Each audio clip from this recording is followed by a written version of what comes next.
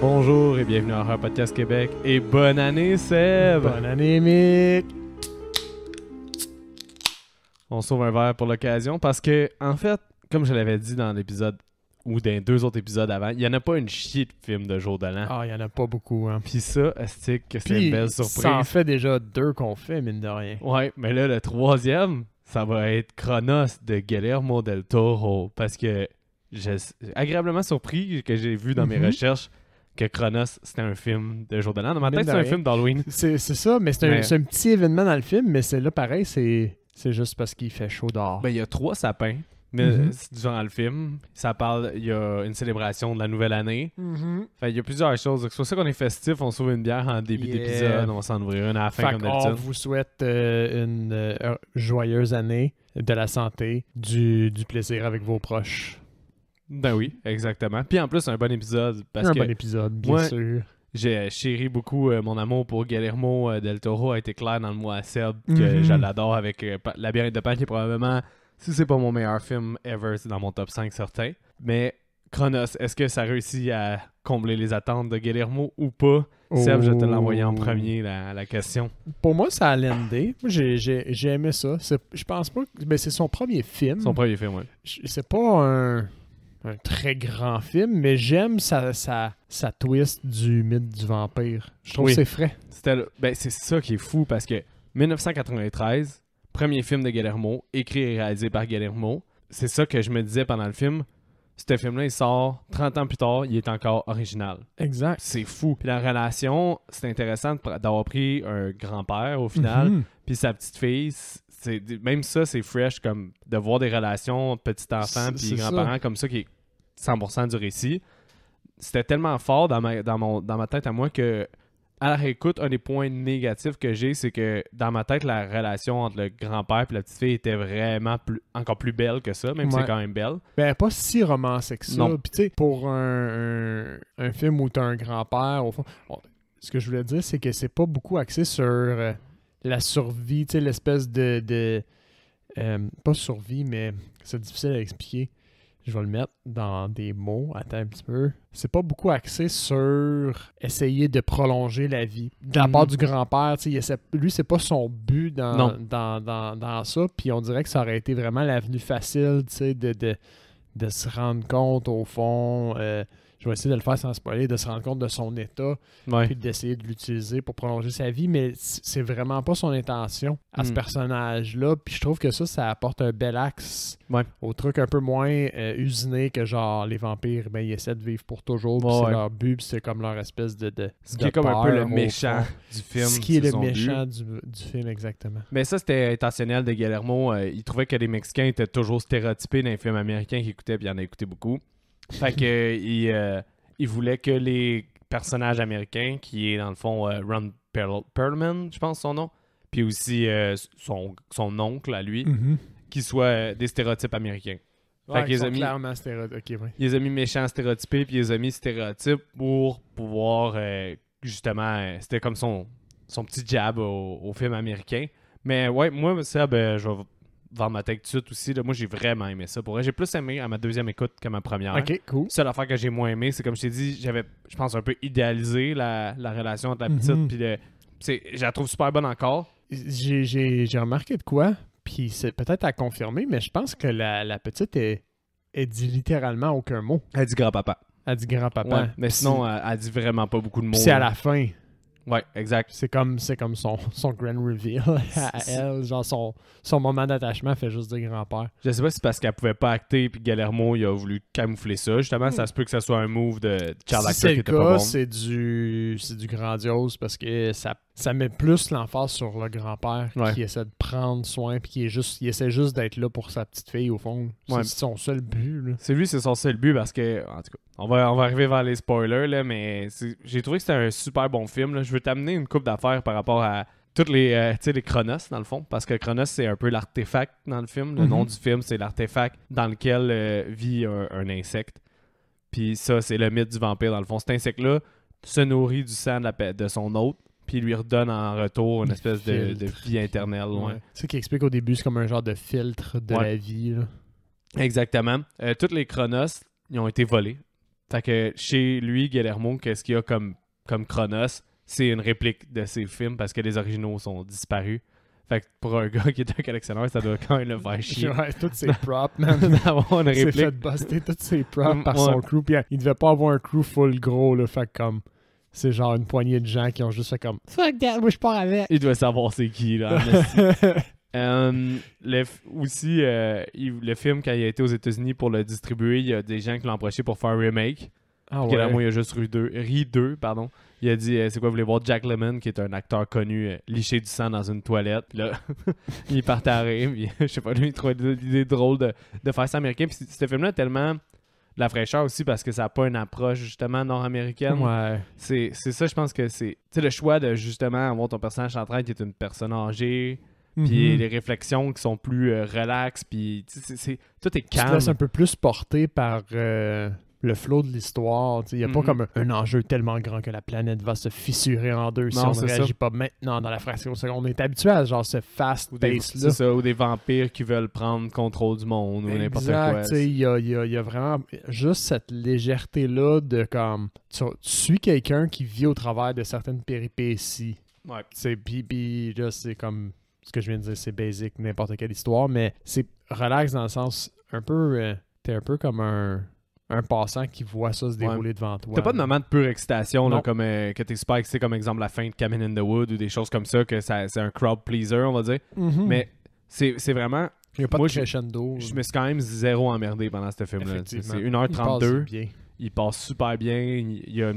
Je trouve que la réalisation, pour vrai, est surprenante. Là, et vraiment, ça paraît que Guillermo était doué, là, pour vrai. Là. Ouais, ben là, comme t'as fait remarquer, parce qu'on vient juste de terminer de l'écouter, là, fait que c'est frais. Comme t'as remarqué, le shot, justement, à la fête du Nouvel An, là, qui lui a coûté excessivement cher, le genre de panne qui passe d'un étage à l'autre. Il y a quand même une petite attention au détail dans la réalisation qu'on voit bien. Les maquillages, man... Oui, t'as une couple de fois que c'est body moi j'ai fait des...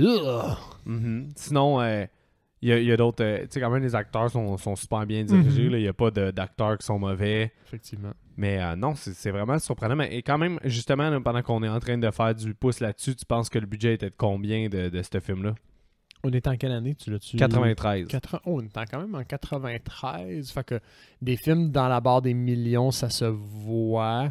J'ai pas le feeling que c'est dans les millions, par exemple. J'ai un feeling de genre 750 000. Dans genre les props puis le maquillage, le peu qu'il y a coûté cher. Mais j'ai pas l'impression qu'on a des acteurs tant connus, sauf peut-être l'acteur qui joue dans Hellboy. Je sais pas à quel point il était gros dans ce temps-là. Mais il avait déjà fait Quest of Fire, puis je pense qu'il a déjà fait des films avec la réalisateur d'Amélie Poulain, mais ça, soit c'est avant ou après. Okay. Sinon, il est dans le même coin, là, parce qu'il avait fait celui qui a fait Delicatessen aussi, me semble. Fait qu'il était vraiment dans ces années-là. Fait que oui, il était quand même connu, mais le budget initial était de 1,5 million. Okay. Il a busté à 2 millions. Oh wow. Guillermo, il a pris des hypothèques. Il s'est endetté il y a 1 million qu'il a emprunté, là, que c'était tout... Ça, c'est... faut avoir confiance en tes moyens. Là. Faut être fou. Un peu aussi. Il faut qu'il te manque une coche, mais tant mieux pour lui parce que ça a sûrement payé, là, je veux dire. Ben, ça a payé. Il n'est pas où il est rendu aujourd'hui, autant iconique pour rien, là. Mais il y a juste les fous qui font ça. mais au final, c'est ça, ça a payé. Mais malgré tout ça, Ron Perlman, j'ai de la misère avec son nom, là, je m'en fous si je le massacre. Mais le Hellboy, il a diminué son cachet pour pouvoir faire. Il voulait faire le film, puis depuis ce temps-là, ils sont amis là aussi. Là, si tu penses à. Il a joué dans Hellboy, il a joué dans Hellboy 1, 2, il a joué dans Blade 2, que c'est lui qui a réalisé aussi. Il a joué dans Pacific Rim. Pacific Rim, ouais. Plusieurs de ses films, là, il revient. Fait qu'ils sont vraiment. Vraiment reconnaissants envers lui, puis les deux, ils s'aiment beaucoup. Là, puis il fait des entrevues, lui, Ron, pour ses films dans Criterion, puis. Les deux, ils se rendent la balle quand même pas pire. Mais tu sais, Guillermo, il a l'air quand même assez, comment dire, pas redevable, mais en même temps loyal envers ses... Il réutilise souvent les mêmes acteurs, comme le Faun, on en a parlé, il joue dans plusieurs de ses films. Ouais. Mais tu sais, quand ça marche, puis mettons, moi, je fais le parallèle avec des collègues. Tu sais, à un moment donné, quand tu es un collègue, puis tu passes du temps avec une personne, tu passes quasiment plus de temps au travail qu'à la maison. Là, faut que tu développes des liens avec ces gens-là, puis quand ça marche, ça marche, tu sais. Ouais, c'est vrai. Fait que je sais que des films, c'est peut-être plus des 1 an intense, mais justement. Non, ça peut être 3 mois intense. Ça peut être 3 mois intense. Sur le plateau, là, sur mettons. Sur le plateau, fait que comme. Quand c'est ces 3 mois intenses-là, puis que ça marche, puis que le résultat est là, comme why not retourner vers ces acteurs-là, puis tant que ça devient pas comme un cast-type, par exemple, là, Ouais. ça, j'imagine qu'ils font un peu attention à ça, mais tu sais, recaster dans le même genre, à un moment donné, c'est ton audience qui va être genre blasée, là. Mm-hmm. Mais... Ils ont tellement tout le temps utilisé à des extrêmes, là, parce que là, ça. Ron, c'est ton méchant, dans Hellboy, c'est ton héros, Exact. dans Pacific Rim, il est ni l'un ni l'autre. Fait que, tu sais, il a, pareil pour dans Labyrinthe de Pan, il joue le faune, il joue le... Dans Hellboy, c'est lui qui fait la poisson. créature aquatique. Ouais, il joue aussi le poisson dans The Shape of Water, que tu dois vraiment voir, là, c'est vraiment excellent pour vrai. Là. C'est la plus belle réalisation de Guillermo, mais sans être son meilleur film. Okay. C'est sa plus belle réalisation. Tellement tout doux. Ouais, mais c'est ça. Fait que le film a fait 621 000 aux États-Unis. 621 000? Ouais. Mais c'est juste aux États-Unis. Fait qu'il faut pas oublier que c'est un film du Mexique. Fait que peut-être qu'au Mexique, j'ai pas les chiffres. Je suis pas mal sûr que ce film-là a été rentable. Là, parce que le box-office, c'est les données de box-office que tu as, c'est tout le temps juste le box-office américain. Ouais. Puis, tu sais, j'ai regardé tantôt vite, là. Je pense qu'il a gagné plus. Il est nominé à comme une trentaine de prix facilement ou quelque chose comme ça. Mais il y en a gagné comme 25, je pense, quelque chose comme ça. Il y a vraiment eu une belle renommée, ce film-là. Fait que ça m'étonne pas qu'il soit rentré dans son argent, là. 23 prix et 13 nominations. Wow. Fait qu'il a quand même été très apprécié, là, puis avec raison, là, quand même. Là. Ah oui. Ouais, c'est ça. Fait que, mais c'est un film de jour de l'an en plus. Puis, parce qu'il y a plein de sapins de Noël. Puis, mais il y a un vibe aussi d'automne, je trouve, quand même. Oui, mais parce que... Surtout la dernière demi-heure. C'est ça, mais on est quand même... Je sais pas dans quel pays ils sont, hein. C'est pas dit. Mexique. Ils sont au Mexique. Fait que, au Mexique, il y a une vibe un peu de chaleur, mais fait que pour nous, ça éveille pas notre sens de jour de Noël ou Noël, là. Ouais. Mais on dirait que le mix... ça fait automne. C'est la thématique parce que c'est souvent en noirceur, mais peut-être plus la deuxième demi. La première demi, ça se passe plus de jour, on va dire. Là. Mais ouais. Mais je conseille fortement à tout le monde de l'écouter. Pour vrai, là, moi, je trouve que c'est un film avec une belle douceur, une réalisation déjà super originale de Guillermo. Pour vrai, ça reste unique. Comme Seb l'a dit en commençant l'épisode, ça reste unique. Ça fait 30 ans, là, ce film-là. Fait que ça vaut vraiment une écoute, là, pour vrai. Fait que à partir de maintenant, on va rentrer plus dans le film avec des détails. Parce qu'il y a bien des affaires, malgré qu'on a dit une ou deux affaires comme que c'est le mythe du vampire, ben ça spoil pas le film pour autant. Là. Non, absolument pas. C'est vraiment intéressant. Là. Mais je voulais checker Suo Tempore, qu'est-ce que l'alchimiste dit avant de mourir. Je sais pas qu'est-ce que ça veut dire. Il doit dire quelque chose comme c'est mon temps. Mais dis-moi, je vais regarder, puis en attendant, dis-moi comment tu as trouvé toute la scène du début avec... l'introduction, j'ai adoré. Moi, j'aime ça être... c'est une introduction, je vais dire, tout en douceur, avec un conte ou une mise en contexte.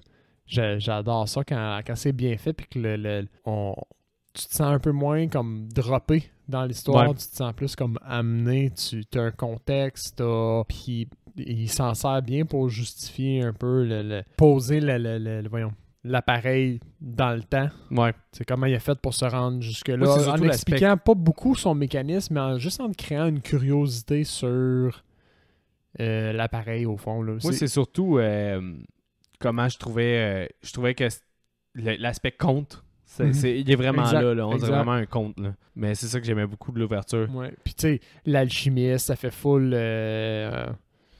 ça fait full aventure, c'est pas de la science, c'est la science. Je pense que les alchimistes, c'était comme avant la science, là, c'est les Grecs qui essayaient de... Ah, ça se peut, je sais pas. Je me souviens plus. Je pense que leur but, c'était de créer la pierre philosophale, là, mais c'est dans le temps, un peu avant les philosophes, oui, genre... Eduardo Henry!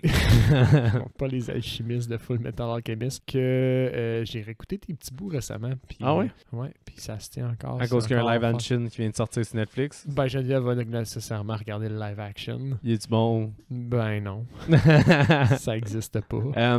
J'ai plusieurs définitions, mais c'est revenir en temps opportun, sinon c'est mon temps ou à son temps. Moi, je pense que c'est plus en contexte de c'est mon temps.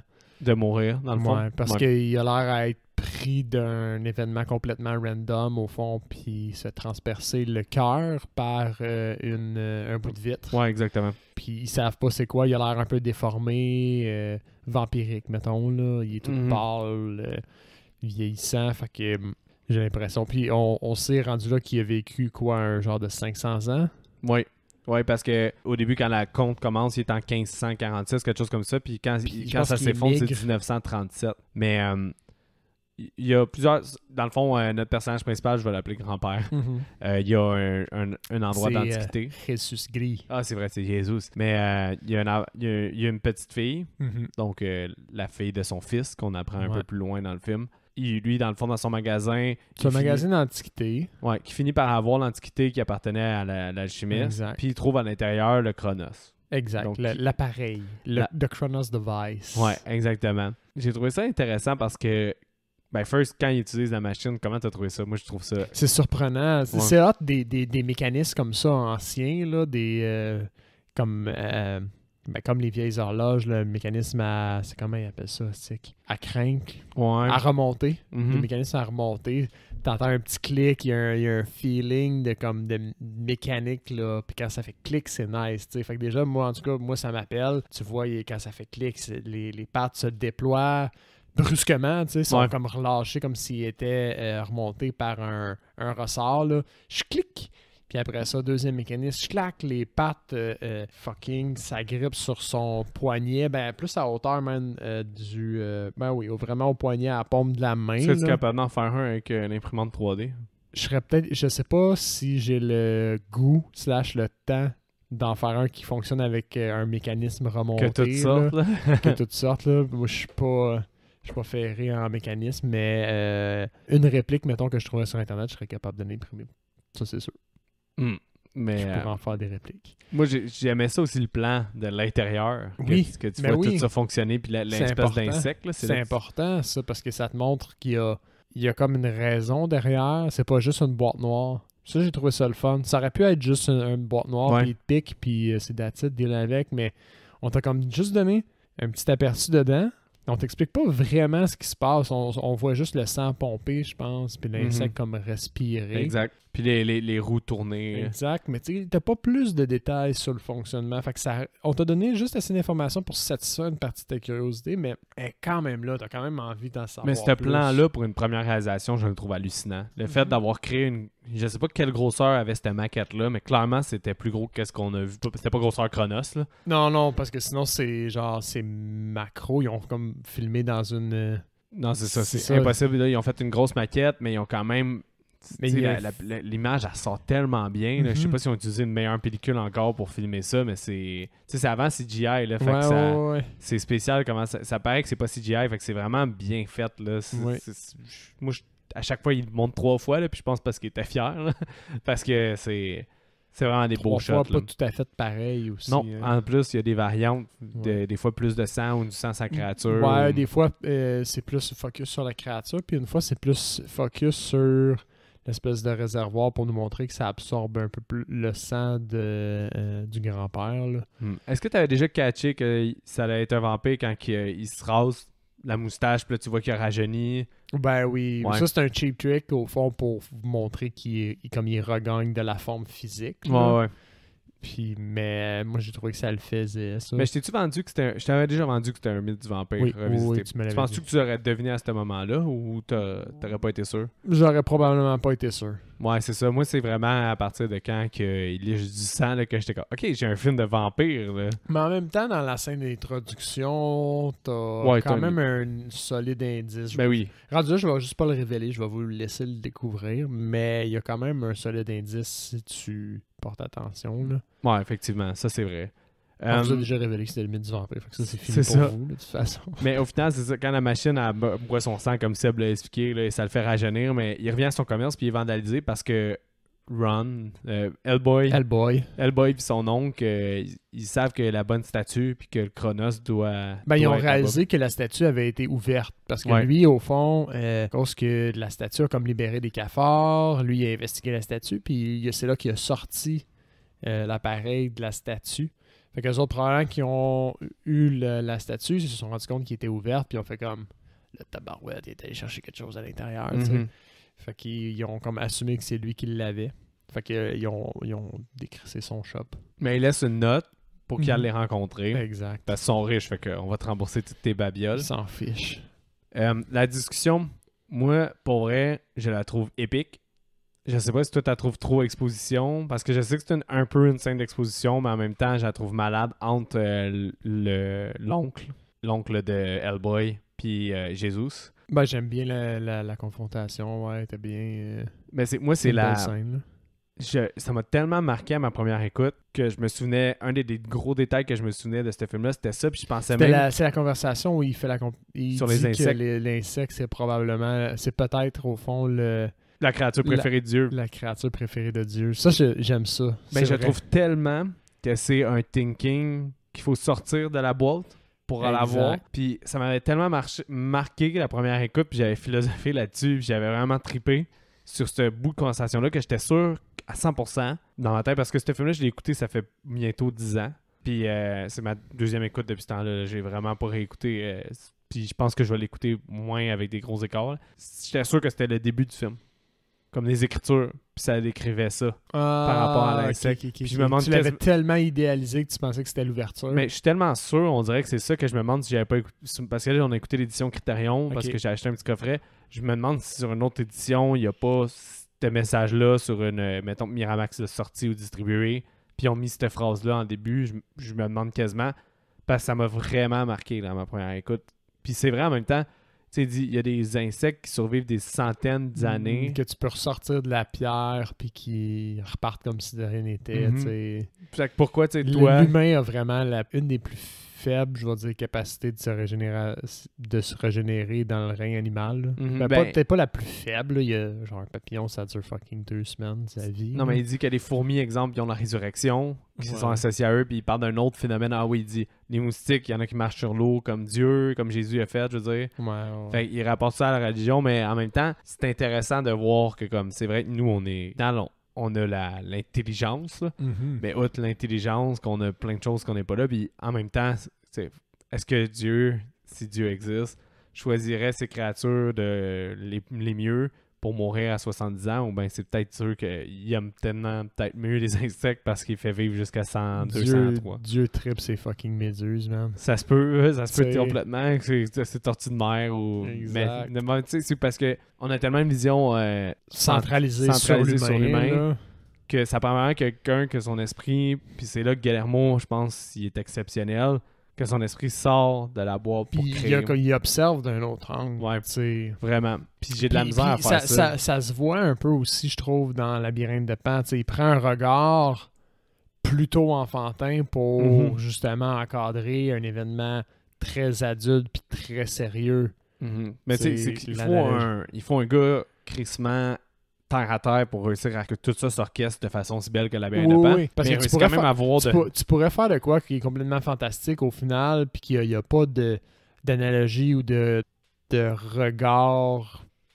Ouais, t'aurais juste le côté enfant, là. T'aurais juste là eu le côté enfant ou le côté horreur, puis t'aurais pas eu l'interprétation à y avoir. Puis comme je te disais, tu sais, avant de commencer le film, tu m'as montré un extrait d'entrevue avec lui où il décrit ce qui est pour moi une maison remplie de babioles. De babioles, mais qui pour lui, au final, la façon qu'il en parle, chaque élément est un peu random, ce qu'il dit, mais random puis pas random, mais au final, tout est justifié. La couleur des murs, la composition de la maison, la raison pour laquelle il y a autant de babioles dans telle puis telle pièce puis telle pièce, puis au final, ce qui semble à un œil, je vais dire pas entraîné. Extérieur, là, ouais. Extérieur comme étant vraiment un tas de babioles. Un fouillis, compacté. Compacté total. Pour lui, est un monde qui est organisé. Puis les deux visions se connectent là, pour lui. Là. Il est bien conscient qu'il y a un paquet de jouets partout. Là, il le sait. Là. Ça, c'est un bon exemple de comment tu dis, justement, Labyrinthe de Pan, qui a réussi à faire un film adulte, mais d'un point de vue enfantin. Exact. C'est vraiment ce travail de perspective-là où pour ce réalisateur-là, tout est justifié d'une certaine façon. Fait que c'est vraiment intéressant à se mettre à l'analyser parce que c'est un réalisateur que tu te dis, quand t'as un doute, y a-tu placé ça pour une raison? Fort probable. Probable que oui. Peut-être pas tout, là. On s'entend, dans The Shining, il y a des affaires, il y a des analogies, puis des analyses qui font du sens. Puis il y en a d'autres qui en font pas. Je cite The Shining parce que toi puis moi, on a participé à cette suranalyse-là jusqu'à un certain point, mais avec Guillermo, j'ai l'impression, avec le peu d'échantillons de films que j'ai, que certains films, peut-être dans Pacific Rim, il y en a moins. Mais t'es peut-être à moitié de... T'as quand même écouté Hellboy 1-2. Quand j'étais jeune, mais je serais très curieux de les réécouter parce que je suis certain que je pognerais des affaires que j'avais vraiment pas pognées, des thématiques puis des choses comme ça. Ben, c'est que je pense que quand on était jeune, parce que j'ai réécouté Hellboy 2 parce que les critiques étaient vraiment excellentes, puis quand j'étais jeune, j'avais moins embarqué, on dirait. Tu vois vraiment le world building du fantastique. C'est de loin pas mes préférés de Guillermo. Là. Je pense qu'il y a Mimic que j'ai moins aimé, puis Crimson Peak. Puis après ça, films que j'ai pas vu. C'est Hellboy 1, 2, puis après on y va avec tout le reste de ces films, je les trouve excellents. Là. Fait ça, on passe de des 2,5, 3 étoiles en moyenne. Après ça, c'est du 4 en montant tout le long quasiment. Là, mais c'est des bons films, mais c'est le côté féerique de Hellboy 2 est vraiment incroyable. On dirait qu'il a fait une espèce de labyrinthe de pan hollywoodien. Fait qu'il a vraiment poussé l'aspect con pis tout. C'est vrai, parce Hellboy 2, je l'aime beaucoup pour ils vont dans un genre de marché dans un autre monde. Tandis que dans le premier, probablement, il y avait plus de preuves de concepts à faire. Fait qu'il restait avec une narration peut-être plus classique. Mais non, tu sais, là, j'en reparle, puis je suis comme, Hellboy 2 était très bon. Hellboy 1, il est cool. Hellboy 2 est bon.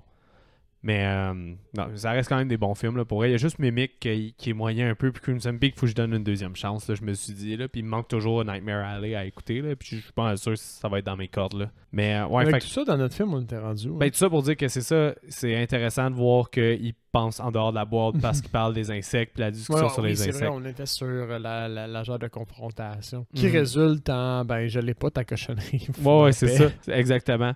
Après ça, Aurora, qui est la petite fille, elle a pris le Chronos. Là, t'as une belle scène de complicité. Oui, parce qu'elle est allée se cacher. Ouais. Puis naturellement, comme son grand-père, il la connaît bien, il sait exactement où elle est cachée. Ouais. Mais qu'est-ce que moi, j'ai adoré de cette scène-là aussi, dans les dialogues, c'est que dès qu'il sait qu'elle l'a cachée, puis là, il se fâche plus parce qu'il voit où qu'elle est. Ça fait tout de suite penser à son père, à la petite fille, donc son fils à lui. Puis il raconte une histoire comme quoi son fils avait vu qu'il y avait le cancer qui pouvait arriver puis que les cigarettes pouvaient être une cause du cancer. Il a connu quelqu'un qui était mort du cancer, c'est ça l'histoire, je pense. Puis à cause de ça, quand Jésus est revenu chez eux, toutes les cigarettes étaient émiettées, puis il en a trouvé plein les toilettes. Puis là, il a dit, j'ai compris que je devais comprendre qu'est-ce qu'il voulait que je comprenne. Exact. Puis qu'est-ce qui était intéressant dans cette scène-là? Mais répète-les donc 3 fois vite. J'ai compris que je devais comprendre qu'est-ce qu'il voulait que je comprenne. Mais ouais, mais qu'est-ce qui est intéressant dans cette scène-là? C'est que tu sais pas s'il a arrêté de fumer ou pas. Clairement, c'est pas dit, mais on le voit pas fumer. Non, mais clairement, il fait une référence à la petite fille qui voit que le Chronos c'est pas nécessairement bon pour lui. Exact. C'est pour ça qu'il pense instinctivement à ça. Là, tu te dis, est-ce qu'il va arrêter comme il aurait arrêté de fumer? Parce qu'il a potentiellement arrêté de fumer parce qu'on le voit pas fumer. Mais il dit quand même pas dans l'histoire. Fait que là, à partir de là, j'ai arrêté de fumer. Parce que dans les autres films, il aurait dit, n'importe quel moment, il aurait dit. J'ai fait ça pour lui, mais ça... C'est vrai. C'est vrai que t'es laissé sur ta faim là-dessus. Ouais. Moi, tu vois, j'ai plus, peut-être parce que c'était ma première écoute, j'ai plus focus sur la nouvelle information, tu sais, qu'il n'est pas son père. Parce que ça aurait pu, là, des jeunes dans un âge plus vieux qui ont des enfants, c'est pas un phénomène nouveau, là. Fait que, ou un phénomène tout court. Anyway. Fait que moi, j'étais comme...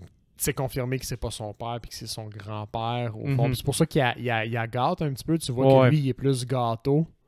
Puis on sait pas, peut-être qu'en fait, sa femme avec qui il est, c'est peut-être même pas sa grand-mère à elle. Effectivement. Parce qu'il fait tout le temps, il l'appelle pas grand-mère, puis Mercedes. Hein. Il l'appelle Mercedes. Quand il parle à elle, lui, il l'appelle Mercedes parce que c'est clairement sa femme ou sa blonde, là, whatever. Mais quand il parle de elle à sa petite fille, il l'appelle pas grand-maman. Il dit, tu vas rester avec Mercedes maintenant. Ouais. Fait que potentiellement, c'est même pas sa petite fille. Puis la relation est quasi inexistante entre les deux. Quasi inexistante, effectivement. Mais c'est ça. J'ai trouvé ça vraiment intéressant que justement, t'aies pas la réponse. Parce que c'est comme le Chronos Device. Puis après ça, la scène à coupe, puis il y a le Chronos Device sur le chest. Ouais. Puis c'est comme rendu là, faut le voir, c'est comme un peu une drogue. Il en a besoin pour vivre. Ça lui fait du bien quand son sang est comme filtré. Moi, ça m'a même fait me poser la question en sachant que c'était un take sur, mettons, le mythe du vampire, est-ce qu'il a vraiment besoin de boire du sang? On voit qu'il est attiré par la viande rouge. C'est pas encore clair à ce niveau-là. Là. Tu vois que il semble se transformer. Sa peau change, la texture de sa peau change. Son sang aussi guérit. devient gluant. Exact. Fait qu'il est en train de changer, puis il développe un appétit pour le sang, d'où dans la scène, qui est développé un peu dans la scène justement du Nouvel An. Ouais, qui est tout de suite après, en fait. Qui est tout de suite après, où il liche carrément du sang sur le plancher. Ça, c'est un yuck que Seb a fait. Là, on parlait de Practical. Mais il y a de l'humour avant. Il y a beaucoup d'humour dans le film là, qui est parsemé. Parce que là, tu le vois, il récolte tout le sang, là, puis Jésus... oui, il essaie de se faire une petite flaque de sang. Parce qu'il y a quelqu'un qui saigne du nez, je pense, à l'événement. Puis lui, par curiosité, puis on dirait comme... Pas admiration, mais on dirait... Mais c'est la première fois que tu vois sa soif, là. C'est ça, c'est sa soif. Et il suit aux toilettes, puis il essaie de récupérer la flaque de sang. Parce que, c'est ça, il y a une flaque sur le bord du robinet, puis là, il se fait interrompre, puis l'autre personne... T'es quasiment déçu pour lui aussi, parce que la personne, elle voit du sang, puis elle commence à nettoyer, comme « Oh my God, il y a un cochon qui s'est pas nettoyé. » Puis il lave tout ça. T'es quasiment déçu pour Jésus. Moi, je sais pas comment tu l'as vécu, là, mais moi, j'étais comme « Ah, pauvre lui! » Tu sais, il a tellement mis de temps à ramasser sa petite flaque, puis tu sais, il est tellement sympathique tout au long du film à date. Tu vois que tu t'admets qu'il est pas dangereux pour personne. Ouais. Tu voulais qu'il boit ce petit sang-là. Là. Il aurait fait tellement de bien, mais moi, tu vois, moi, j'étais juste comme... Je regardais l'autre gars sortir des toilettes en me disant lui aussi quelle part. Puis de deux, mon cerveau 2022 me disait genre fuck, si, mets pas tes mains dans la flaque de sang, même pas pour la nettoyer. Tu sais, c'est un papier. Ah oui, tu fais? COVID style. Qu'est-ce que tu fais? Mais aussi, ça faisait rappeler COVID style aussi. Quand il faut qu'il rentre d'aller voir l'oncle, là, il faut tout qu'il mette des... parce que le monde, l'oncle est clairement malade. Là, parce que l'oncle, il est mourant. L'oncle Hellboy, là. Il étire sa vie par les moyens extraordinaires qu'il semble posséder, mais monétaire, je parle. Mais clairement, il est mourant. Là, mais il carre un moment donné à l'oncle. L'oncle, c'est lui. Non. Au grand-père, à Jésus. Il lui dit, tu sais, il y a la moitié de mon corps qui est, genre, dans ces fioles-là. Tellement imbu de lui-même que, genre, même les morceaux qu'ils ont enlevés, il les garde. Ouais. C'est vrai. C'est vrai, moi, j'ai trouvé ça très imbu de lui-même. Là, comme si un jour j'ai une chirurgie puis il enlève un bout, je veux pas la garder, crisser ça au vidange. Clairement. Je veux pas me rappeler de ça. Là. Faites les cuire, je sais pas. Mais c'est ça. Jésus, il voit le sang à terre. Puis il décide de le licher, puis il se fait crisser un coup de botte. Que ça, au début, tu sais pas c'est qui, mais c'est Hellboy finalement. Qu'il l'a suivi. Il l'amène à une falaise. Il le drop en bas de la falaise. Il l'interroge. Interroge, hein. Interrogue, c'est pas un mot. Interrogue. Il l'interrogue. Je t'interrogue. C'était peut-être en espagnol, même, vu qu'on l'a écouté en espagnol. Oh, oui, puis faites-vous une faveur aussi, si vous l'écoutez, essayez de trouver la version originale. Ça ajoute tellement de légèreté. L'espagnol, c'est tellement une jolie langue à écouter, je trouve. Moi, je suis en amour avec cette langue-là. Espagnol, italien, moi, j'adore écouter des films ensemble. La tonalité, parce que le français, c'est une belle langue, mais ça n'a pas la petite tonalité, là. Ouais. En tout cas. Fait que c'est ça. Fait qu'il l'interroge. Oui. En le battant. Pour essayer d'avoir plus d'informations. Tu vois que le personnage de Hellboy, tu sais, il fait tout ce que son oncle demande parce qu'il veut hériter. Ouais. Plus que par intérêt. Parce qu'au final, lui, il s'en fiche complètement de la quête de son oncle. Il veut juste qu'il crève anyway. Ça, Guillermo, il a vraiment écouté l'école du scénario, là. Il a fait des traits qui nous l'amènent gentil. Là. Parce qu'à chaque fois, il demande, comme quand il va acheter l'espèce de vieille babiole que le Chronos serait dedans, il lui demande quel nez il préfère. Puis là, il les met devant lui, puis il y a des numéros pour aller se faire une chirurgie. Puis là, il écoute des vidéos, des audios qu'il faut qu'il se fasse faire une chirurgie. Puis là, il en reparle. Sur la chirurgie, il met sympathique, là, pour vrai. Là. Puis tu te rends compte au final qu'il a besoin de se faire une chirurgie du nez parce que son oncle, il arrête pas d'y péter avec la canne. Oui, mais ça, tu sais pas avant 1 heure du film. C'est quand même drôle, par contre. C'est bien écrit, je veux dire. Oui. Ouais.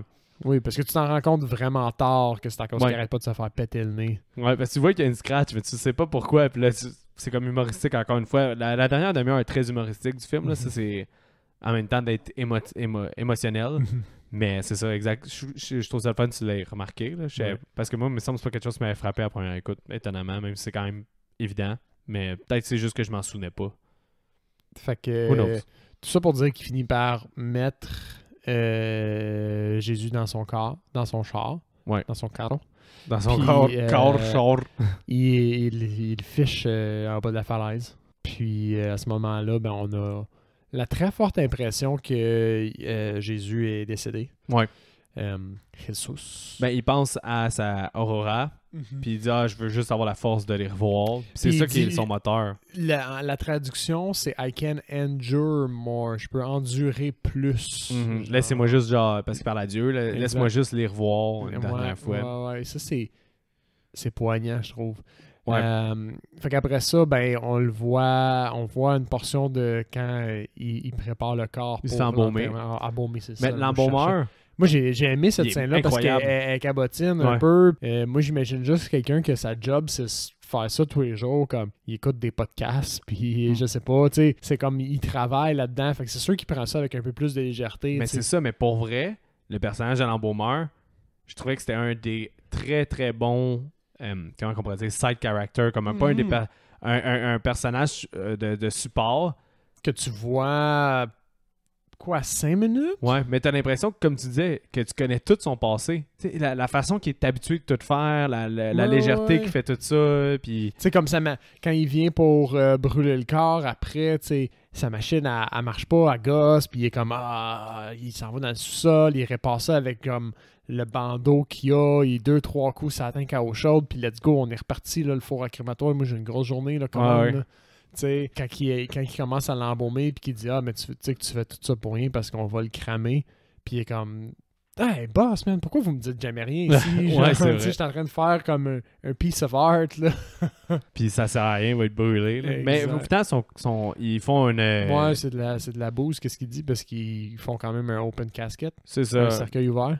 Ouais, une funéraille à cercueil ouvert. On sait que c'est pas ça l'expression. Non, c'est ça. Ben à cercueil ouvert, mais me semble qu'il y a une façon de le dire autre que ça. Ah, mais c'est quand même ça que c'est quand même. Oui, mais c'est ça. Je sais pas si t'as déjà été à une funéraille à cercueil ouvert. Ouais. Moi, j'aime pas ça. Mon grand-père, c'était cercueil ouvert. Je trouve ça malaisant. Ouais. Ben, tu vas passer par là, Seb. Moi, je vais demander à être brûlé. Ben, tu vas passer par la mort. Faut non, ça, c'est la mort. sûr. C'est bon pour certaines personnes dans le processus de deuil. De mourir? De le voir. De le voir? Ouais. Dans le processus de deuil, pour certains, c'est super important. Peut-être. Moi, ça m'a traumatisé étant jeune. Oui. Ben, sérieusement. C'est insensible, ça. J'étais clairement pas prêt pour ça. Anywho, on n'est pas là pour une psychanalyse. Moi qui trouve ça positif, Seb qui trouve ça négatif. Mais pour dire... Brûler. Jésus, il sort avant de se faire brûler. Comment? Jésus? Jésus. Jesus. Il sort avant de se faire burn. Oui. Effectivement. Ça, c'est quand même des belles... C'est de l'humour encore. Là. Il se plante une vitre dans le pied, il l'arrache. Le Seb fait un petit yoke encore. Ah, man. Là, vu qu'il a été embaumé, il s'est fait coudre la bouche. Fait qu'il s'enlève... Avec la vide qui vient de s'enlever du play. De l'humour, mais Seb fait encore... Ouais, ça, c'est les 2-3 fois d'affilée que t'as fait yoke jusqu'à temps qu'il y ait...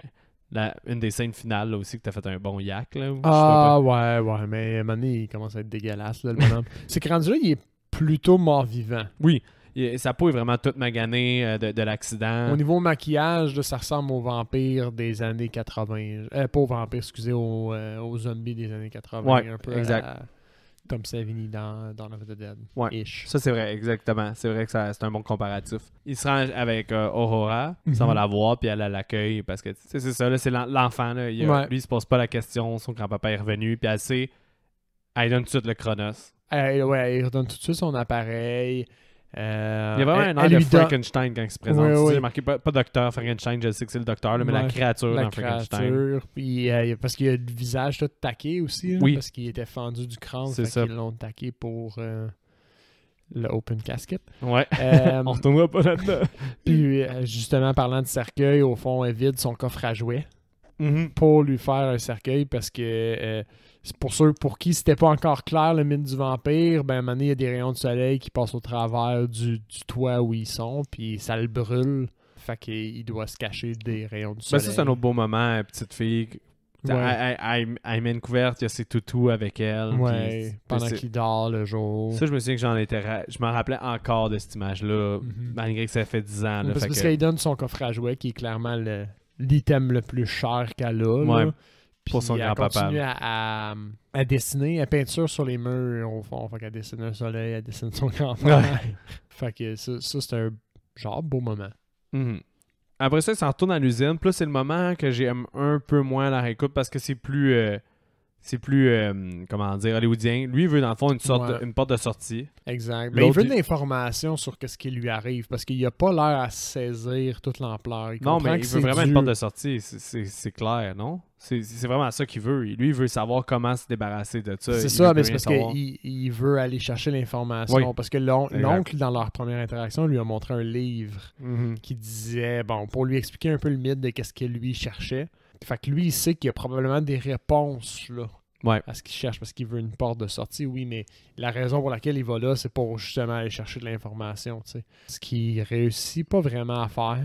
Non, ben en fait, lui, oui, il a sa porte de sortie parce que là, quand il remet le Chronos, lui, il dit, c'est quoi ma porte de... Il dit, avant que je te redonne le Chronos, c'est quoi ma porte de sortie, puis l'oncle le stab.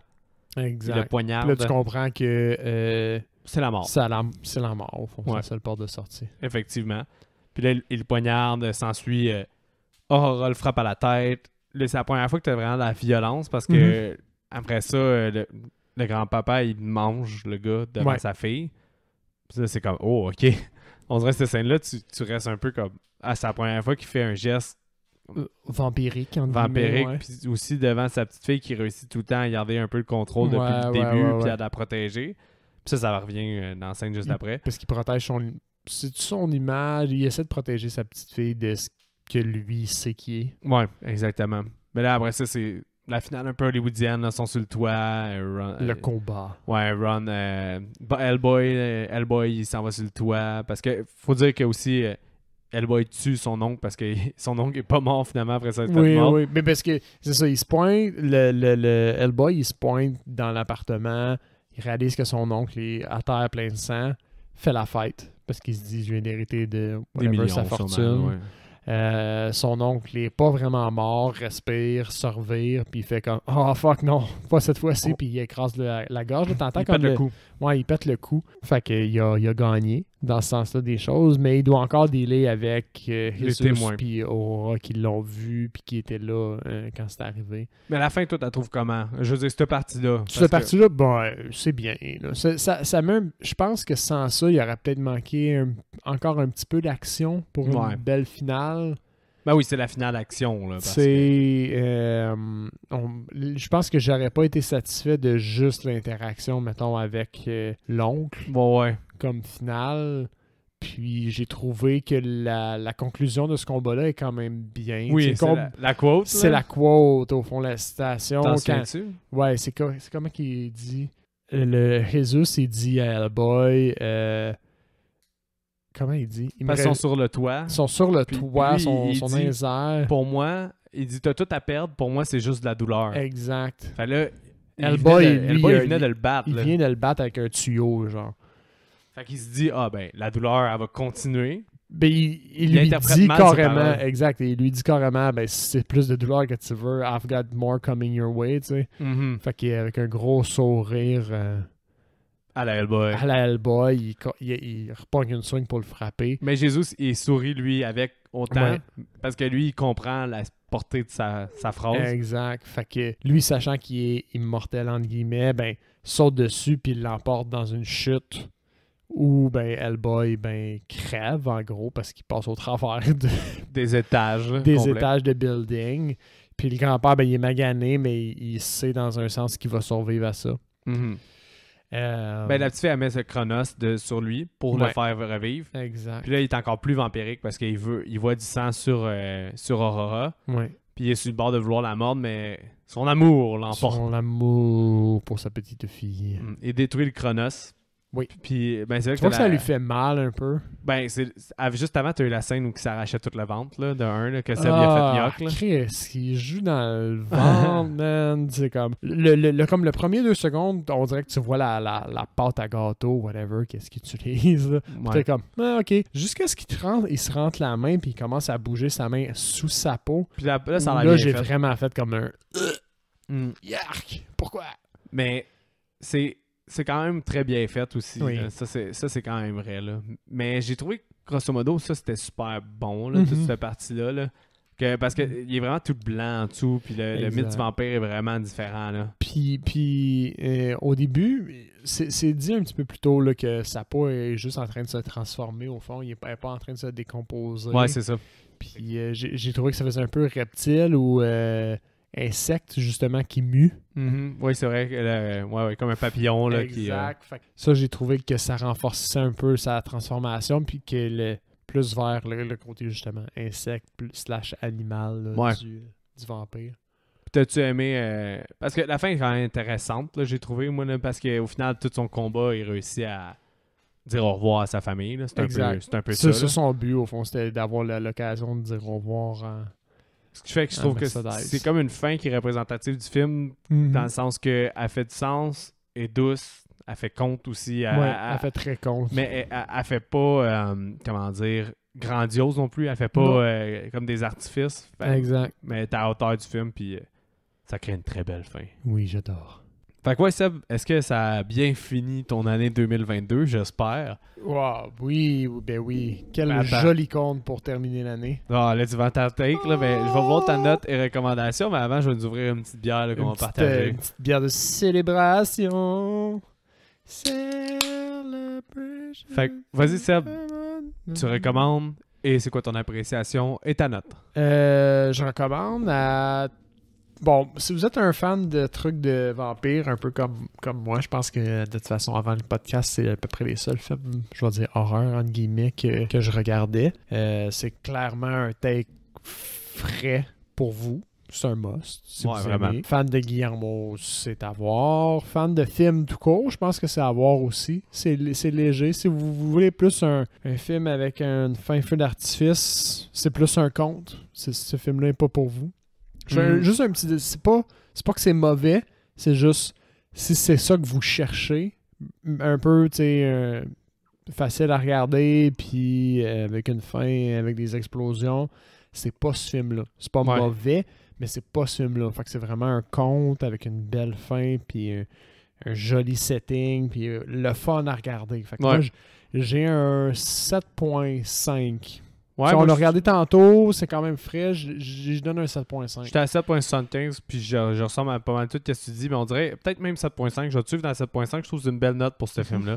Parce que il manque comme un peu un facteur, comme des scènes qui viennent te chercher un peu, mais c'est ça qui fait sa beauté en même temps, mais vu qu'il y en manque qui viennent me chercher ou qu'il n'y a pas rien qui vient me chercher comme je pensais, exemple.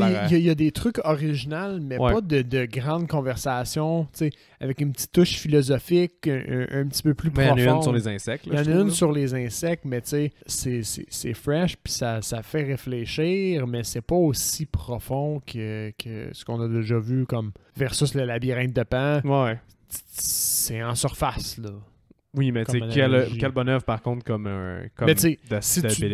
début. Là. C'est ça. Si tu te dis que c'est son premier film, long métrage, j'imagine, il doit s'être fait connaître dans des courts-métrages ou quelque chose d'autre. Là, on s'entend pour avoir autant de budget sur un premier film. Mais pour un premier film, c'est vraiment très très bien. Là. Mais justement, c'est pas son œuvre la plus aboutie. Fait que c'est pour ça que moi, je le justifie comme un 7.5, mettons. Ouais, je comprends. Puis, c'est ça. Là, je le recommande quand même à tout le monde. Peut-être il est difficile à trouver, je pense, traduit. Fait que peut-être que les gens qui ont de la misère à écouter le film avec des sous-titres, ça va être un négatif. Mais je vous dirais, essayez de passer par-dessus parce que c'est un film facile à écouter avec des sous-titres. Honnêtement, Puis c'est un... Mettons, pour l'exercice, là, je vais prêcher ma paroisse.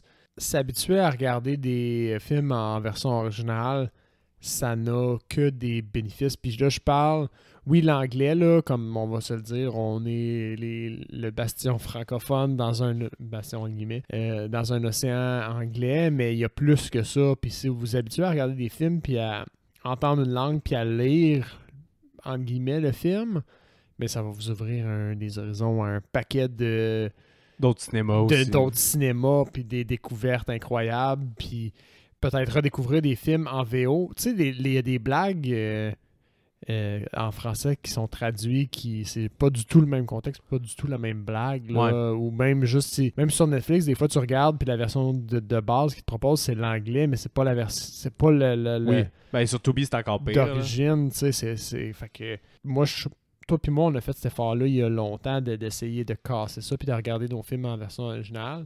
Puis c'est bénéfique si vous avez un axe découverte. On est dans le nouvel an, là. J'essaie de vous suggérer quelque chose de nouveau. Si vous voulez découvrir un peu plus de cinéma, ça pourrait vous aider à ouvrir vos horizons sur des très bons films puis des très très belles découvertes. Je crois que ça serait un bon point de départ. Ce serait un bon point de départ. Puis c'est une histoire assez simple, fait que je doute que le fait de le lire, ça vous perdiez grand-chose. Non, exact. Ça, c'est sûr. Fait que Seb, moi, pour le recast, j'ai juste 2 recasts. Là. Je sais pas pour toi. J'en ai 2 aussi, puis il y en a un que potentiellement on a le même.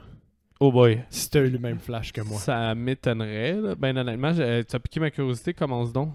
Ok, attends. Je vais se retrouver son nom juste pour l'avoir, mais naturellement, je l'avais cherché, puis là, je l'ai plus. Ben, le grand-père, pour moi, c'est le personnage principal dans La main de Dieu, The Hand of God. Le personnage principal? Non, pas le personnage principal, excuse-moi, le père. Le père ou le grand? Ok, oui, celui dans le père dans... C'est le personnage aussi dans The Grande Bellezza. La Grande Bellezza, exactement. Je me souviens pas c'est quoi son nom, par exemple. J'ai pas eu le temps de mais c'est pas grave, là. Allez voir La Grande Beauté ou La main de Dieu. Exact. Fait que... Si ce film-là se faisait cette année, c'est clairement lui. Et il est italien, là, lui. Là, fait que, le tien a vraiment battu le mien. Il faudrait qu'il pratique son espagnol un brin. Ou... C'est lui dans la version italienne. Ouais. Le remake italien. Le remake italien. Ah, et toi, il est bien meilleur que moi. Je vais nommer le mien là aussi. Ah, là. Moi, je trouvais que c'était un flash si évident. Mais le mien, c'est James Wood, qui est le gars dans la Vidéodrome aussi. Je trouve quand même qu'il ressemblait pareil. Ah non, bon flash pour vrai. Bon flash! Bon flash. Ouais, pas super, hein, quand même. Mais là, un peu plus vieux, puis... Oui, non, j'aime ça. Ouais, fait que James Wood, on dirait que je l'aurais pris. Sinon, l'autre que c'est qui d'autre que t'as recasté? Sa femme, au fond, qui Mercedes. Ouais. Ça serait Michelle Pfeiffer. Ah ouais? Ok. Ouais. Michelle Pfeiffer maintenant, genre. Ben, c'est elle dans Stardust, la vilaine? Oui, exact. Ben, c'est ça.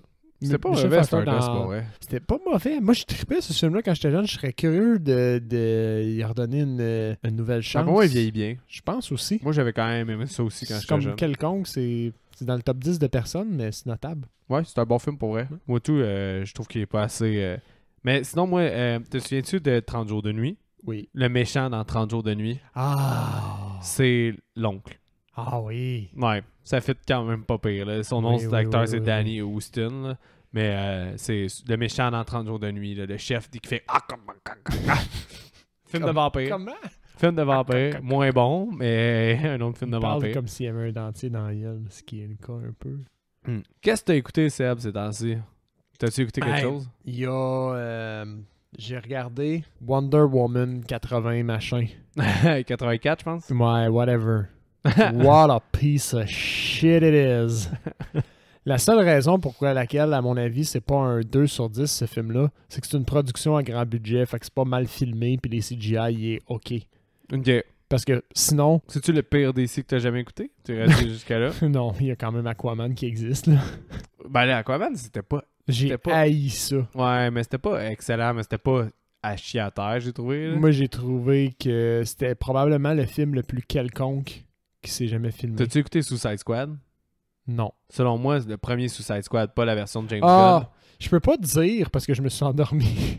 C'était vraiment mauvais. Je l'ai pas regardé au complet. C'était vraiment mauvais, là, pour vrai. Mais tu sais, Aquaman, j'ai pas particulièrement aimé ça. Aquaman, c'est tellement quelconque. Je peux pas vraiment dire que c'est mauvais, mais j'ai absolument aucun point. Comme c'est l'histoire... Sans artifice, ça s'est fait compter 1000 fois cette histoire-là. Ouais. Il n'y a aucun point contre, mais il y a 0 point pour. C'est clairement... C'est comme, juste ce film-là existe pour exister, puis il n'y a rien d'original, j'ai trouvé, dans tout ça. Clairement, James Wan était genre, OK, je vais faire Aquaman, mais vous me laissez faire Malignant. Genre, il avait besoin d'une pause. Non, il a fait Aquaman, puis ils ont dit, mais vous me laissez faire Malignant. Je fais ce que vous voulez. Mais après ça, je fais ce que je veux, OK? Ouais. Ben, Clint Eastwood faisait ça dans ses films aussi. Ça se pourrait. Mais, fait que pour en revenir juste à un peu de hate de Wonder Woman, t'as un personnage féminin fort, puis dans la personne de Wonder Woman, qui est une fierce Amazon, puis tu fais en sorte que sa peur la plus grande, c'est de ne pas connaître l'amour. Puis à partir de là, moi, j'ai dégonflé. Puis le film, en plus, dure 2h30. Ah, c'est fucking long, man. La première heure, là, ça s'ouvrait les veines, il se passe rien. Est-ce que Geneviève, elle a aimé? Je l'ai pas écouté avec Geneviève. Ah, tu l'as écouté tout seul, Je l'ai écouté tout seul en plus. What the fuck? Moi, ça là, c'est exactement le genre de film que je garde dans ma petite poche en compromis. Parce que j'ai zéro le goût de l'écouter, mais c'est moins pire d'écouter ça que d'écouter une shit genre de Christmas Miracle Puis je l'ai 1h27. j'ai comme, en tout cas, pire expérience. Seul, Seb? Wow! Pire expérience. Pourquoi tu fais ça? Sur Prime, t'avais... Mais c'est parce que je suis tout le temps curieux. même Les gens durée de temps, disaient ça- qu'il était bon. J'avais pas aimé le premier. T'avais des Choris Pizza, la même durée de temps, ou même moins long, Mais que j'étais tu sais que c'est pas j'étais Thomas dans- Anderson. je voulais pas... J'avais pas envie de me concentrer sur un film. Fait que je me suis dit, un film de super-héros, ça le fait. Ça a-tu valu la peine, Seb? Il était mieux. Ben oui, parce que j'ai vécu une émotion, la haine, La colère. la colère. Ouais, mais avec les Choris Pizza, t'aurais vécu plein d'autres émotions. T'aurais vécu l'épanouissement, t'aurais vécu un coming Je of sais, mais age, t'aurais vécu de la bonne il musique. mérite que je me focus sur ce film-là. Tu sais, quand tu regardes un film de super-héros, tu peux y aller comme un 2/3 présent. Ouais. Mais 2/3 présent pour Wonder Woman 84, c'est déjà beaucoup trop de présence. C'est trop de présence. C'est le genre de film que tu mets sur la TV juste pour faire du bruit dans la maison. C'est Ouais. ça, seule utilité, c'est faire du bruit Puis là, dans tu la vois une maison. scène d'action cool, pis t'es comme, hey, c'était pas payé Wonder Woman parce que t'as juste vu 3-4 scènes d'action cool. Ah, Ou même là, man. non. Il y en a même pas. À mon avis, c'est dégueulasse comme scène d'action en plus. Là. Je trouve ils ont mal exploité Ben là, je pense le qu'il shit. est payé qu'Aquaman. là. Le vilain est absolument dégueulasse. La vilaine, c'est genre comment qu'elle se sent quand elle a finalement le pouvoir parce que c'est Ouais. une petite nerd. Il y a de quoi développer de bien plus que l'autre asti qui veut miner. En tout cas. Seb, t'es tellement en rage que t'as fait bugger Audacité sur quoi qu'on enregistre. Quand même. Mais ça enregistre encore, mais c'est saccadé. J'ai tout brisé. Il y a beaucoup de haine, là. Je pense que... Mais c'était ma petite... je veux pas polluer votre début d'année, là, mais Wonder Woman 84, je le regarderai pas. Ben non, mais tu fais bien, Je là. t'avoue. Tu sais, t'aides les gens à éviter une catastrophe, là. C'est comme cette semaine, j'ai aussi commencé à regarder les She-Hulk sur Disney+. Ça a l'air poche, man. À la limite, c'est 1,5 fois plus divertissant, minimum. Peut-être 2 fois plus divertissant que Wonder Woman. Wonder Woman. Pic, pourquoi À t'as fait ça? la limite, il y a genre un propos baseline féministe dans She-Hulk, si c'est pas féministe tout court. Pourquoi t'écoutes tout ça? C'est disponible. Ah, Seb. Mais non, mais ok. Faut que je change là, de sujet. Là. On a déjà parlé de ça. Des fois, tu veux découvrir. Oui. Puis des fois, tu veux juste passer du temps puis avoir de quoi de léger. Puis Mais le problème, ces deux-là sont des options qui répondent à ça. J'ai l'impression que le léger prend plus de place que le découvrir. Puis ça, Mais je passe pas tant de temps non plus devant la TV. ouais. Tu me connais. Fait que j'ai ma portion découverte avec le podcast. Fait que le restant l'autre heure et demie où je m'assois devant la TV, je la passe plus en léger. Je me sens tellement mal de t'avoir fait écouter, mettons, Maximum Overdrive quand c'est genre ton moment de découverte. Mais j'ai découvert de quoi? J'ai découvert une piece of shit. Ouais, Mais tu sais, cette semaine-là, j'ai peut-être eu plus d'énergie pour regarder autre chose de bien. Je me effectivement. souviens pas ce que j'ai regardé. Probablement. Ben là, ça fait rien de longtemps. bien. Là. Je pense qu'on faisait même pas le segment ce que tu as regardé. Non, on À le ce faisait pas encore. moment-là. Je suis sûr à 100% qu'on le faisait pas encore. Fait que... Là, j'ai regardé plein de films, moi, man. Vas-y, c'est ton tour. J'ai regardé Valley Girl avec Nick Cage dans ses débuts. Valley Girl. Ouais, il y a 2-3 moments qu'il se promène en auto, puis les genre... Là, j'étais comme, un glimpse de tu sais, c'est comme son deuxième film. Glimpse. Ouais, son deuxième film, mais Juste une petite étincelle. c'était pas mauvais. J'ai regardé Under the Siege. Under Siege. Under Siege. Vous voyez qu'on les écoute en VO, mais qu'on n'est Ouais. pas full bilingual. Exact, tellement. Mais Under Siege 2, Dark Territory, un film de Steven Seagal. C'était bad CGI, mais c'est comme usiné à 100% tous les films de bad guy des années 90. Là. Clairement, tu sais, les méchants surentraînés qui arrivent puis ils prennent possession d'un endroit, puis après ça, ils réclament des choses. Puis là, ben, t'as un loner qui doit sauver toute la situation pendant que tous les autres au Pentagone regardent leurs écrans puis sont pas sûrs qu'il va survivre. Là, mais Est-ce que je pèse sur le piton ou pas? ouais, mais si lui réussit sa mission. Tu sais, t'as vu ça 45 000 fois, là, puis c'est le même scénario copier-coller. Tout dépend de... C'était bien ordinaire, là, Tout mais c'est- dépend de Nick Cage. C'est Il juste doit que- réussir sa mission, c'est Nick Cage. Je voulais comme voir Steven Seagal ressembler à quoi dans le domaine de l'action. Fait que j'avais écouté le premier qui était considéré comme son meilleur, qui était un Die Hard sur un bateau, avec des méchants qui étaient le fun, Tommy Lee Jones, tout ça. Puis je me suis dit, je vais donner une chance au deuxième film. J'ai écouté le deuxième film. Il est bien ordinaire, mais ça, pour mettre son cerveau off, ça marche très bien. Bad CGI, man. Mais, mettons, celui que je pourrais faire un peu plus de pouce, j'ai écouté, ça faisait longtemps qu'il était sur ma liste, Hard Day's Night, 1964, le film des Beatles. Puis, de Guillermo aussi, non? Non, c'est Get Back, je pense, me semble. Je l'avais vu dans sa filmographie, un film des Beatles, mais... Ah, c'est pareil, c'est incroyable. Get Back, ça? Ouais, première affaire que je fais. C'est disponible, je pense, à louer. C'est sur Disney. Il est sur Disney. Puis moi, j'ai pas encore Disney, mais dès que j'ai Disney, la première affaire que j'écoute, c'est Get Back. Get Back. Fuck Mandalorian. No joke, Get Back. C'est juste comme vraiment le fun. Parce que le film est filmé, il est vraiment, ça paraît que tu avais la French New Wave, là, t'avais les films de Godard, puis Truffaut, puis des choses comme ça, puis la caméra était plus libre. Souvent, c'était quasiment caméra à la main, puis ça suivait les personnages. Fait il y a vraiment la nouvelle vague, puis c'est clairement influencé de la nouvelle vague. Là. Le style est vraiment libre là, dans la façon que c'est fait. Fait t'as vraiment l'impression que les Beatles, ils sont vraiment eux-mêmes par plusieurs bouts, là, sauf ceux que John Lennon fait tout le temps des petits commentaires, c'est assis. Hein. Mais t'as vraiment des impressions des fois que c'est de l'improvisation, puis tu vois les Beatles aller, puis c'est vraiment le fun. Là. C'est quand même des légendes, là, on va se le dire. Là. Fait que juste de les voir, moi j'adore les Beatles, fait que juste de les voir, interagir, puis tout, c'est vraiment le fun. Mais le film est filmé de façon vraiment fraîche, puis comme ça paraît encore comme pertinent, malgré que ça fait plus que 50 ans. Mais j'ai pas bien compris, excuse-moi, c'est docu ou c'est... C'est un film. C'est vraiment un film. Oui, dans le fond... Avec les Beatles ou sur les Beatles? C'est avec les Beatles. Avec les Beatles. Dans le fond, Paul McCartney, il a son grand-père, mais les Beatles jouent les Beatles. Là. Ok, ils jouent eux-mêmes. D'accord. Paul McCartney... Ok, parce que j'essayais de te suivre, puis là, je m'en venais crissement confus. Mais Paul McCartney a son grand-père qui est comme un vieux qui aime semer la zizanie. Ok. Dans le fond, est-ce que là, un moment donné... Tu sais, exemple, il y a le manager, 2 managers. Mais ça, je te l'ai déjà dit. Hein. Moi, quand je vais être vieux, j'ai l'intention d'être un merdeux. Là. Mais il va falloir que tu écoutes Hard Day's Night pour vrai, parce que c'est exactement l'exemple que tu veux être, parce qu'il est comme sympathique en même temps d'être merdeux. Dans le fond, t'as 2 managers qui s'astinent à un moment donné, puis ils font... T'as juste Paul McCartney qui dit « Ah non, il a encore fait sa magie. » là. Il dit « Vous êtes jamais astiné toute votre vie, puis dès que vous laissez lui 2 minutes avec vous, là, ben c'est sûr que vous allez tous vous astiner. » Puis il y a un sourire en coin. Puis il s'amuse dans le fond, lui, je dis souvent dans le fond, ça m'énerve. Lui, il dit... Personne n'avait remarqué jusqu'à maintenant. Maintenant, oui. Lui, dans le fond, ça me gosse! Au final, il parle avec Ringo.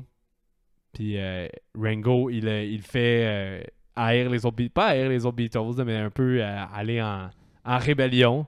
C'est la seule comme histoire... Là, il faut qu'il retrouve Ringo. Ok, Ringo pour aller, fait juste... pour aller sur le stage. Fugue. Il se promène, mais là, il remarque qu'il... He's missing his mates, you know? Mais we're missing a mate, guys. C'est souvent des moments musicaux, mais avec des esti bonnes chansons. C'est excellent. Cool. J'ai bien aimé. Mais c'est ça. Moi, quand je vais être vieux, j'ai prévu être un merdeux. Je m'excuse d'avance aux gens qui vont essayer de prendre soin de moi. J'ai l'intention de ne pas coopérer. Plus le temps avance, là, plus ton petit cœur s'en vient de plus en plus sensible puis doux. Oui. Ben, tu vas pas être merdeux. Tu vas être un vieux qui va pleurer en sentant de la lavande parce que ça rappelle un souvenir. Jusqu'à ce que je commence à perdre la carte. On te le souhaite pas. On me le souhaite pas, mais comme... Parce que comme qu'on dit... Mais il y a vraiment un moment où j'ai l'intention de genre flic de Switch puis juste comme m'en foutre puis faire ce que je veux. Mais comme qu'on dit, c'est pour la nouvelle année, de la santé. De la santé. Puis je te le souhaite. Je te le souhaite aussi. Mais sur ça, t'as-tu un mot de la fin pour 2022, Seb? Pour 2023. Ouais, ben la fin de 2022. La fin de 2022. Ouais. Oublie le Facebook et toutes ces affaires-là. Là, on le sait. Vas-y pour le mot de la fin pour l'année. Ben, pour 2022, je peux rien dire, mais pour 2023, je vous souhaite de la santé, du plaisir, un peu plus de tout ce qui est important pour vous, puis un peu moins de ce qui ne l'est pas. Hein? On met le focus sur ce qui est bon pour nous. Puis j'espère qu'on va être avec vous pour toute l'année avec vous. Puis on a l'intention de le faire. J'espère que vous continuez d'avoir du plaisir à nous écouter. Sinon, nous autres, on a encore du plaisir à le faire anyway. Ouais, so far so good. So far so good. Ouais. Puis un like, un partage, ça nous aide à se faire connaître. Envoyez-nous tous vos commentaires, vos suggestions. Tu sais, nous autres, moi et Mick, on fait ça pour passer du temps ensemble d'une certaine façon. C'est vraiment, on on se paye du temps ensemble. Bon, on se voit, on prend une bière, on a un prétexte pour dire à nos blondes qu'on a besoin de faire d'autres choses. Exactement, mais on pense aussi qu'il y a quelqu'un de l'autre côté qui nous écoute. Fait que si vous avez des suggestions ou un flash, vous devriez faire tel petit jeu ou whatever, on est à l'écoute de ces affaires-là, puis on est prêt à adapter un peu la formule quand que c'est une faille ou quelque chose qui revient. Parce que veut pas, ça paraît peut-être pas tout le temps, mais on pense quand même à vous, les auditeurs. Fait que faites attention à vous. Oui. Donc, attention à vous et bonne semaine et bonne année.